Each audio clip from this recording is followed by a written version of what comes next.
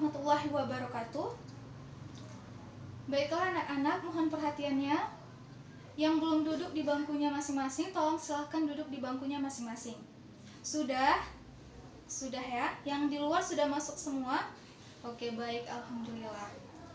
Nah, sebelum kita memulai pembelajaran kita pada hari ini, ada baiknya kita berdoa terlebih dahulu agar pembelajaran kita diberkahi oleh Allah. Ketua kelas silahkan memimpin doa. Alhamdulillah, terima kasih sudah memimpin doa pada hari ini. Nah, sekarang Ibu akan mengecek kehadiran kita semua. Deni Putri, Febi, Halimah, Malahayati, Nurhaliza, Nurul A'la, Rizka Amelia, Rozahlena, sakit. Udah berapa hari? 2 hari. Jangan lupa dijenguk ya temannya. Siti Komariah, Talida Zahira. Nah, oke, baik. Tadi pagi semuanya ada sarapan? Ada yang tidak sarapan? Nggak ada, berarti sarapan semua. Alhamdulillah. Diharapkan dengan adanya sarapan tadi pagi akan memberikan semangat dan konsentrasi kepada kita dalam mengikuti pembelajaran pada hari ini. Nah, sebelumnya Ibu mau tanya, minggu lalu anak-anak Ibu ada bahas apa? Siapa yang masih ingat? Ayo. Sel. Nah, oke. Siapa yang tahu atau masih ingat apa itu definisi dari sel? Ya, Halimatus Sa'diyah. Oke. Berarti sel adalah unit terkecil yang menyusun struktur tubuh makhluk hidup. Lalu siapa yang masih ingat organel-organel yang terdapat di dalam sel? Ya, Malahayati. Ada apa aja? Membran sel, kemudian sitoplasma, kemudian nukleus, habis itu ribosom, kemudian apa lagi? Dan lain-lain. Oke, baik. Berarti kalian masih ingat organel-organel, definisi dari sel, dan lain sebagainya.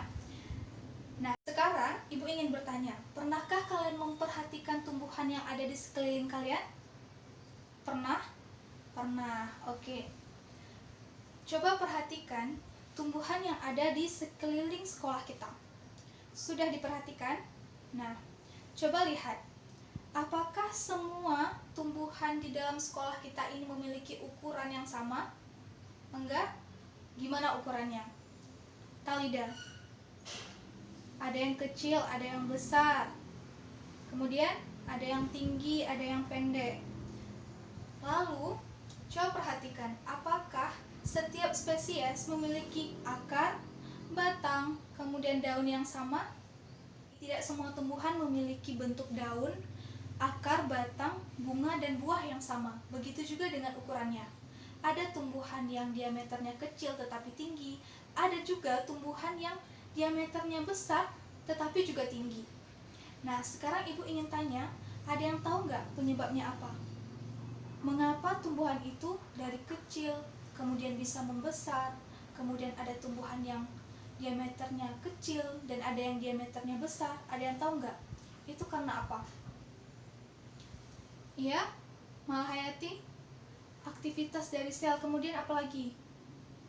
Pembelahan sel, kemudian Siti Komariah, pertambahan dari sel. Nah, untuk menjawab pertanyaan kalian semua ini, hari ini Ibu akan memberitahu kita belajar tentang struktur dan fungsi jaringan tumbuhan. Adapun tujuan pembelajaran kita pada hari ini yaitu, pertama, untuk membedakan jaringan pada tumbuhan, dan yang kedua, untuk menjelaskan fungsi organ pada tumbuhan. Nah, adapun manfaat dari mempelajari materi ini adalah kita mengetahui struktur anatomi dari jaringan yang menyusun organ tumbuhan. Dan kemudian kita juga mengetahui bagaimana bentuk organ tumbuhan. Dan kemudian yang paling penting, kita menyadari kebesaran dari Allah Subhanahu wa Ta'ala. Baik anak-anak, sekarang Ibu akan membagi kalian dalam beberapa kelompok. Dengarkan baik-baik. Deni, Febi, Halimah, Malahayati, Nurhalizah, itu kelompok 1. Tolong pindah ke sebelah kanan Ibu. Dan kemudian kelompok 2 ada Nurul A'la, ada Rizka Amelia, Siti Komariah, Talida Zahira, dan Rozahlena. Duduk di sebelah kiri Ibu. Oke. Apa semua sudah duduk di kelompoknya masing-masing? Oke, baik. Nah, sebelumnya Ibu ingin bertanya, siapa yang tahu apa itu jaringan? Iya, Rizka Amelia? Oke, baik. Berarti jaringan adalah kumpulan beberapa sel yang memiliki bentuk yang sama. Oke. Sekarang kita akan mempelajari macam-macam jaringan yang ada pada tumbuhan. Jadi, secara garis besar, jaringan tumbuhan itu terbagi atas dua.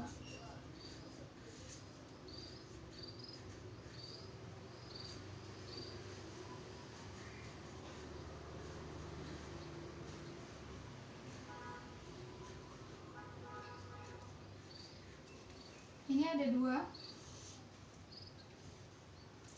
Pertama, ada jaringan meristem.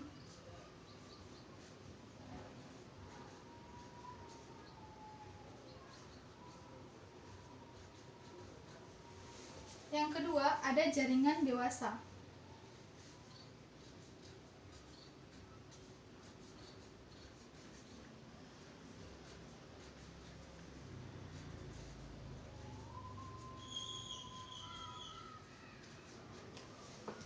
Itu anak-anak. Pertama, kita akan bahas terlebih dahulu tentang jaringan meristem atau jaringan meristematis. Nah, jaringan meristem ini merupakan jaringan yang masih aktif membelah. Adapun ciri-ciri dari jaringan meristem ini adalah pertama, memiliki protoplasma yang banyak dan kemudian terdiri dari satu atau dua nukleus dan kemudian memiliki sedikit vakuola atau tidak ada sama sekali. Nah, kemudian berdasarkan asal bentuknya, maka jaringan meristem ini terbagi menjadi dua. Ada jaringan meristem primer dan ada jaringan meristem sekunder. Siapa yang tahu apa itu jaringan meristem primer dan apa itu jaringan meristem sekunder? Kemudian dia merangsang pertumbuhan yang bagaimana? Ayo, siapa yang bisa jawab? Iya, Deni Putri? Oke, berarti jaringan primer itu adalah merangsang tumbuhan untuk tumbuh tinggi atau merangsang perpanjangan pada sel. Bagus sekali. Lalu bagaimana jaringan sekunder? Ada yang tahu? Ya, Siti Kamaria? Ya, benar sekali. Berarti jaringan sekunder itu adalah jaringan yang merangsang perbesaran pada tanaman sehingga tanaman itu melebar. Oke. Tadi berdasarkan bentuknya, meristem terbagi menjadi dua. Ada jaringan primer dan ada jaringan sekunder. Sekarang berdasarkan posisinya, maka jaringan meristem terbagi atas jaringan apikal, interkalar, dan lateral. Sisi dari meristem apikal, interkalar, dan lateral ini, Ibu punya satu jenis tumbuhan yaitu Impatiens balsamina atau pacar air. Nah, jadi meristem apikal ini terletak di ujung akar. Sehingga meristem apikal ini berfungsi untuk perpanjangan pada akar, sehingga akar ini terus menjalar untuk mencari air dan mineral. Dan kemudian bagaimana dengan meristem interkalar? Jadi meristem interkalar ini biasanya terdapat pada tumbuhan rerumputan, yang mana tumbuhan rerumputan itu memiliki ruas. Jadi meristem interkalar ini terdapat di ruas-ruas tanaman tersebut. Sedangkan meristem lateral itu terdapat pada batang. Jadi meristem lateral ini ada terdapat di permukaan batang dan ada juga terdapat di permukaan akar. Dan kemudian fungsi dari meristem lateral ini yaitu berfungsi untuk pertumbuhan tumbuhan ke arah samping atau pelebaran pada tumbuhan. Berarti secara tidak langsung sudah menjawab pertanyaan kita yang di awal tadi. Mengapa tumbuhan itu bisa membesar, mengapa tumbuhan itu bisa memanjang? Ya karena ada aktivitas dari meristem-meristem ini. Untuk selanjutnya, ada jaringan dewasa, yaitu terbagi atas jaringan pelindung, jaringan penyokong, jaringan dasar, jaringan pengangkut, jaringan gabus, dan jaringan sekretori. Itu ada jaringan pelindung atau jaringan epidermis. Jaringan ini berfungsi untuk melindungi jaringan yang ada di bawahnya sesuai dengan namanya, yaitu jaringan pelindung. Yang kedua, itu ada jaringan pengangkut. Jaringan pengangkut ini berfungsi untuk mengangkut garam, air, mineral yang ada di bawah tanah. Contoh dari jaringan pengangkut ini adalah xilem dan phloem. Kemudian Yang ketiga, ada jaringan dasar atau jaringan parenkim, karena jaringan ini berada hampir di semua bagian dari tumbuhan. Kemudian ada jaringan gabus yang terbentuk dari aktivitas kambium, dan jaringan sekretori. Jaringan sekretori ini berfungsi untuk menghasilkan suatu zat yang diperlukan oleh tumbuhan. Yang terakhir itu ada jaringan penyokong yang berfungsi untuk menunjang bentuk tubuh tumbuhan. Sampai di sini paham? Ada yang ingin bertanya? Iya, Siti Komariah, apa? Ayo anak-anak, siapa yang bisa menjawab pertanyaan dari Siti Komariah? Apa contoh dari jaringan penyokong pada tumbuhan? Iya, Nurhaliza jawabannya. Wah, benar sekali ya. Paham ya Siti Komariah? Jadi contoh dari jaringan penyokong ini adalah kolenkim dan sklerenkim. Untuk tambahannya, kolenkim ini merupakan jaringan yang tersusun dari sel-sel yang masih hidup. Contohnya itu pada batang yang masih muda. Dan sedangkan pada sklerenkim itu tersusun dari sel-sel yang sudah mati. Biasanya ini pada sklereid yang terdapat di tempurung kelapa. Oke, baik. Sekarang kita masuk untuk materi selanjutnya, yaitu tentang organ pada tumbuhan. Dari keenam yang kalian sebutkan ini, hanya akar, batang, dan daun yang merupakan organ utama pada tumbuhan, sedangkan bunga, buah, dan biji bukan merupakan organ utama karena tidak semua tumbuhan memiliki bunga, buah, dan biji. Baiklah anak-anak, di sini ibu punya media, coba perhatikan. Di sini ada organ tumbuhan dari akar, batang, daun, bunga, buah, kemudian ada biji, dan di sini ada struktur dari organ utama dari tumbuhan tersebut. Nah, di sini ibu ada punya beberapa, akan ibu bagikan ke kelompok masing-masing agar kalian lebih leluasa melihatnya. Ini kelompok 1 dan ini kelompok 2. Oke. Sudah dapat semua medianya? Sudah ya? Oke, baik. Coba perhatikan di media kalian masing-masing.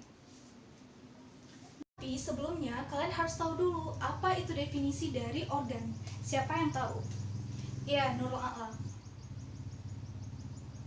Oke, baik. Jadi tambahannya, organ merupakan kumpulan dari beberapa jaringan yang berbeda untuk melakukan suatu fungsi yang sama. Nah, di sini di media kalian bisa melihat sendiri ada 3 struktur dari organ tumbuhan. Di sini ibu hanya memperlihatkan struktur organ utama saja.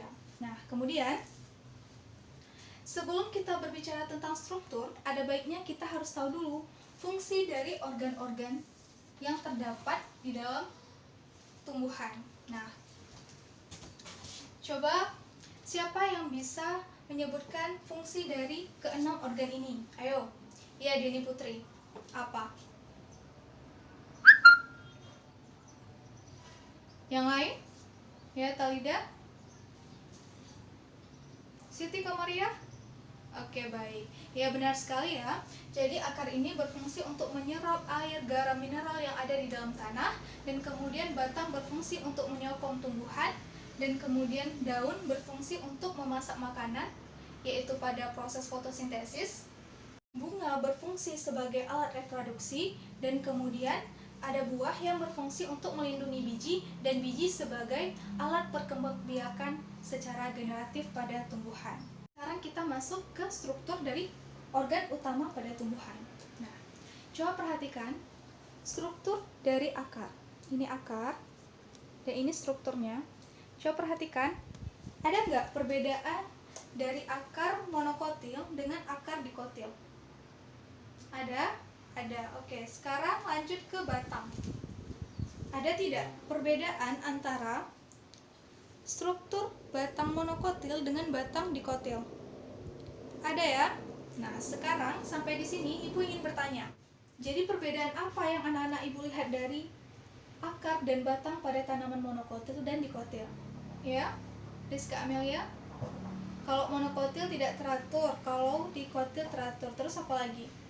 Nur A'la. Warnanya, ya, di sini coklat, di sini hijau ya. Oke. Kemudian apa lagi, ayo? Udah cukup? Sampai di sini ada pertanyaan. Iya, Siti Komariah mau bertanya apa?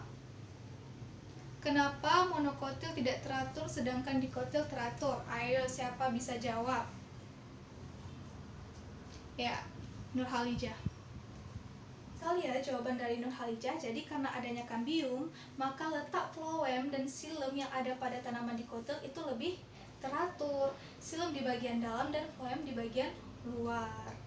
Pada struktur akar itu terdapat epidermis, korteks, endodermis, perisikkel. Kemudian ada xilem dan floem. Di sini ada rambut akar sebagai modifikasi dari epidermis. Masuk ke batang, yaitu ada jaringan dasar, ada xilem, ada floem, ada epidermis, ada korteks, dan kemudian masuk ke daun. Ada kutikula, ada epidermis atas, sklerenkim, selubung sel, kemudian ada epidermis bawah, ada kutikula, dan ada juga stomata yang merupakan modifikasi dari jaringan epidermis yang ada di daun. Ibu akan memberikan kalian sebuah kasus. Ada seorang wanita yang memasukkan tanaman ke dalam sebuah wadah yang berisi air dan minyak sehingga terbentuk dua lapisan, yaitu di atas minyak dan di bawah air. Pertanyaannya adalah, pertama, kemungkinan apa yang terjadi setelah beberapa hari tanaman tersebut diperlakukan seperti itu? Dan yang kedua, mengapa lapisan minyak itu digunakan oleh perempuan tersebut? Ayo, siapa bisa jawab? Tidak ada yang bisa jawab? Oke, nggak apa-apa, silahkan berdiskusi dengan kelompok masing-masing. Untuk menambah diskusi kita, Ibu akan membagikan kalian LKPD. Ini untuk kelompok 1, ini untuk kelompok 2. Oke, baik. Perhatikan anak-anak, jangan lupa diisi anggota kelompok dan kemudian diperhatikan langkah kegiatannya. Di belakang itu ada soal-soal yang harus kalian jawab. Sampai di sini, ada yang masih kurang paham tentang LKPD?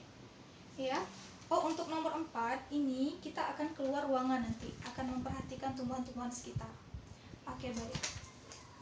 Silahkan dikerjakan LKPD-nya. Oke, ada yang masih kurang paham? Iya, kelompok 2. Oh, untuk ini kalian harus kelompokkan dulu jaringannya sesuai dengan yang diminta. Ini kan ada daftar jaringan ini, jadi ini yang kalian kelompokkan. Oke, baik. Kelompok 1 ada masalah? Tidak? Oh, ada apa? Iya, ini harus kalian jelaskan dulu bagaimana. Oke, baik. Kalida, kenapa ketawa-ketawa? Kenapa diam sekali? Ayo bantu menyumbang ide, pemikiran kepada teman-temannya. Mohon ya, tolong kalau kerja kelompok itu diharapkan kerjasama antara satu dengan yang lain. Jangan biarkan teman yang satu saja yang bekerja. Oke? Nah, waktu sudah habis, silahkan tampil pertama, itu kelompok pertama untuk mempresentasikan hasil diskusinya. Kepada kelompok 1 dipersilahkan. Akhirnya pembahasan dari kelompok 1 dan kelompok 2 tentang membahas LKPD ini, maka berakhirlah diskusi kita. Tetapi, tadi Ibu ada bertanya tentang suatu studi kasus. Nah, belum terjawab ya. Jadi, penguatan hasil presentasi ini akan Ibu rangkap bersama dengan jawaban dari kasus yang Ibu berikan tadi. Untuk jawaban pertama yaitu tentang apa tadi? Tentang bagaimana keadaan dari tumbuhan tersebut setelah beberapa hari diperlakukan seperti itu. Jawabannya ada di video berikut ini. Sel akar, air harus masuk mulai dari sel-sel epidermis akar, melewati korteks akar, hingga ke jaringan pembuluh xilem akar. Pergerakan air ke dalam akar bisa terjadi melalui dua mekanisme, yaitu pertama, secara apoplas. Air masuk melalui ruang-ruang antar sel atau dikenal juga dengan jalur apoplas. Yang kedua yaitu jalur simplas. Air masuk ke dalam sel epidermis akar, kemudian bergerak ke sel-sel di dalam jaringan korteks melalui benang-benang plasmodesmata. Mekanisme ini dikenal dengan jalur simplas. Kedua mekanisme ini bisa sama-sama terjadi selama masih dalam jaringan korteks akar. Namun ketika sampai pada jaringan endodermis, air dan garam mineral tidak lagi dapat melewati ruang-ruang antar sel atau jalur apoplas, karena pada jaringan endodermis terdapat garis Kaspari. Kenapa digunakan minyak pada percobaan tersebut? Yaitu untuk mencegah terjadinya peristiwa evaporasi atau penguapan. Nah, oke, baik anak-anak. Pembelajaran kita sudah berakhir pada hari ini. Sekarang Ibu minta kalian untuk menyimpulkan pembelajaran kita. Apa kesimpulan pada pembelajaran? Feby, apa kesimpulan pada pembelajaran hari ini? Oke, baik sekali. Benar sekali ya, kesimpulannya adalah bahwa tumbuhan itu memiliki dua jaringan secara garis besar, yaitu meristeme dan jaringan dewasa. Nah, kemudian ada organ-organ pada tumbuhan, yaitu ada daun, akar, batang, biji, buah, dan bunga. Tetapi organ utamanya hanya daun, batang, dan akar. Untuk menguji kepemahaman kalian secara individu, Ibu akan memberikan kalian soal post-test. Nah, ini soalnya sudah dapat semua. Silahkan dikerjakan, waktu 10 menit dimulai dari sekarang. Oke, baik, waktu sudah habis, silahkan dikumpul. Ya, terima kasih. Ibu meminta satu orang untuk mengungkapkan kesan dan pesan pada pembelajaran pada hari ini. Ya, Nurhaliza, mengasyikkan, menyenangkan, kemudian pembelajaran yang bersemangat. Oke. Kemudian, harapan Ibu ke depannya ketika proses diskusi, jangan ada yang tertawa ya Talida, jangan ada yang menyendiri, malah Hayati, Nurul A'la ya. Oke, tingkatkan lagi kerjasamanya. Minggu depan kita akan membahas tentang jaringan pada hewan.